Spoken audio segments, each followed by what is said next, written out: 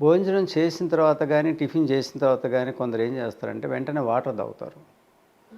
కొందరు ముద్ద ముద్దకు కూడా నీళ్ళు తాగే బ్యాచ్ ఉన్నారు. ముఖ్యంగా ఇడ్లీ అనేది ఏముంది చాలా సాఫ్ట్ డైట్.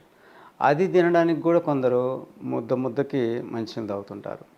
సో దానివల్ల ఏమవుతుందంటే డైజెషన్ అవ్వాలి అంటే హైడ్రోక్లోరిక్ యాసిడ్ రిలీజ్ అవుతుంది.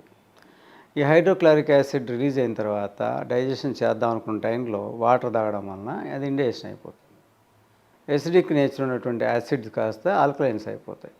దాంట్లో ఎసిడిటీ ఉండదు, డైజెస్టివ్ క్వాలిటీ ఉండదు. ఇంకా ఇండైజెషన్ రూపంలో ఒక క్రూడ్గా డ్యూయోడినం ద్వారా స్మాల్ ఇంటెస్టైన్లోకి వెళ్ళిపోతుంది.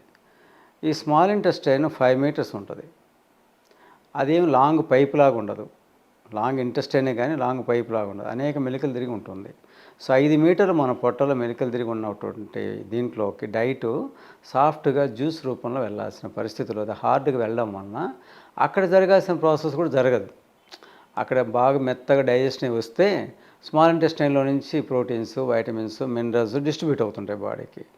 ఒక 2 అవర్స్ స్టమక్లో ప్రాపర్ డైజెషన్ జరగాలి.